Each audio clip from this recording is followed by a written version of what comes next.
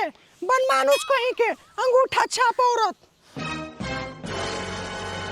हाँ तू तो है ही विश्व सुंदरी, हम ही अनपढ़ गवाना अंगूठा छापे। हाँ तो है ही में कोनो साको हवा का तो कहले हम ही ना साल होते ही भतार के लेके चल जाए घर में अब चरचरावे लगो ही बिछौना। तो काहे ना चरचराए, हमर भतार में पावर है। हां तोर भतार में पावर हो हुए, तोर भतार तो लगे थवा कि हम बूझा सीमेंट के बनल हबो, हम लगे थे कि पावर नहीं है हमर भतार में। यही आवा था ना हमर भतार के नापे जोखे। हां तोर ऐसन बुढ़ा जो ना जाए लहरी में रात के 12 बजे ये कोठा पर चढ़ जाए नि पुत्रा होता है चुमा चाटी के फेरा में जुल्म न करते हो। अच्छे पैसा तोहरा में एकरा जोरे देख ले के बेटवा जीवन में तोरा जोरे के नि पुत्रा एकरा जोरे देख ले जोरे के तो हम हइए ले आगे तू ही हाले तो कौन के मोहली तो काहेला छुपावा है कि भतरा हमर नीमन है हम नीमन हिला। तोर भतरा नीमन हो बोल हमरे सिखावे ला तो सब बढ़िया हमर भतारे में डेली रात में लाके देबे लॉलीपॉप खाए लागे गेल छी अपन वाला लॉलीपॉप ना चुसावा तो दूर पे ले लिया हम हमरा मत सिखा हमर भतार तो बहुत अच्छा है।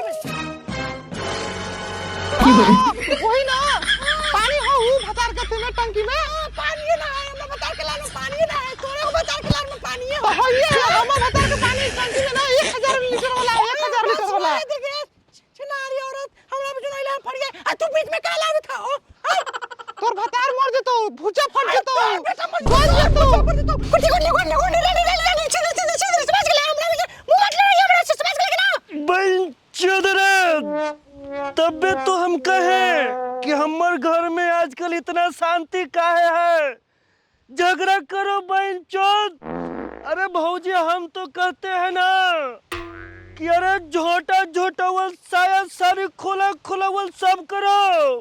बताओ तो पियकवा ऐसे होवा है भर घर ले खाना बनावे आई मोरनी सन बैठे रहे है। अरे तू त मुंह में कूद दे तोरे चलते त हम मोटा गेले ढीड़ में त पड़ गेले कि हम ने पुत्रा ही गेले हमरा बहुत करे नखिया बहू के मुंह में तो खिया नहीं दे बहू के तोर भतार के जंगे फिर दे लुक है तब बतरा का उधर वो देख ला तू तो है चुप चुप बहन चोद।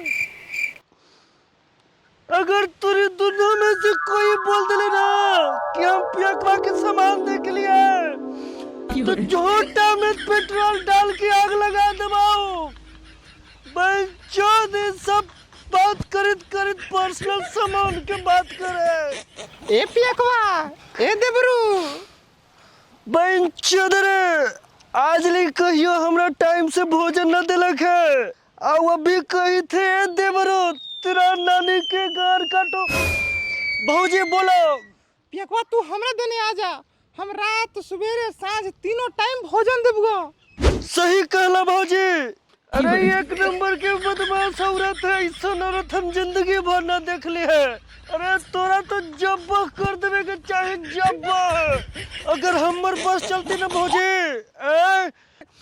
ते कर हम मुरी काट के नीमा नदी में बहा दवाए।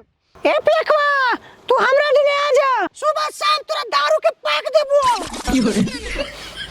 सही कहला भौजी। अरे बनच्चर है एक नंबर के।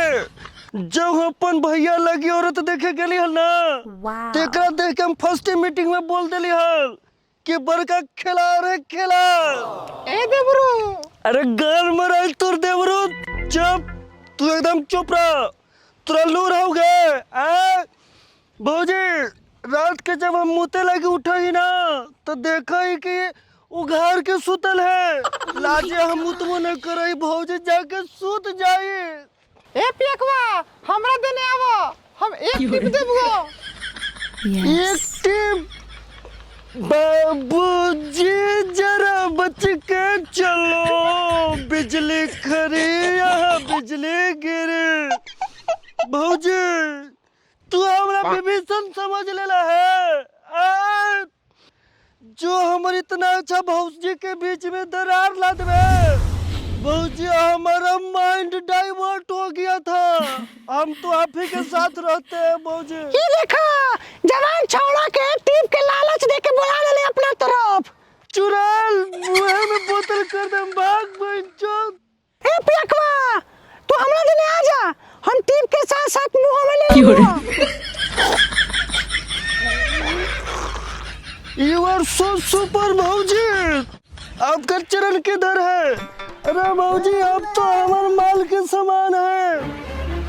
हम आपका जिंदगी भर गुलामी करेंगे भौजी। खाली हमको टिप हम मुंह में लेते रहिए। हम जाने थे कि तू पियकवा केकरो न होबे। तू एक नंबर के खिलाड़ जने देखा है मार ओने छाना है घर। छानवी ना भौजी। चटे ना तू ही बड़काई है तेज बने। हां तो जो चटवाएगा ना अबे चटवाएंगे चटवाएं तू चटवाए ले करियो जो भतार जरे सुते है। चुप भाई चुप भाग।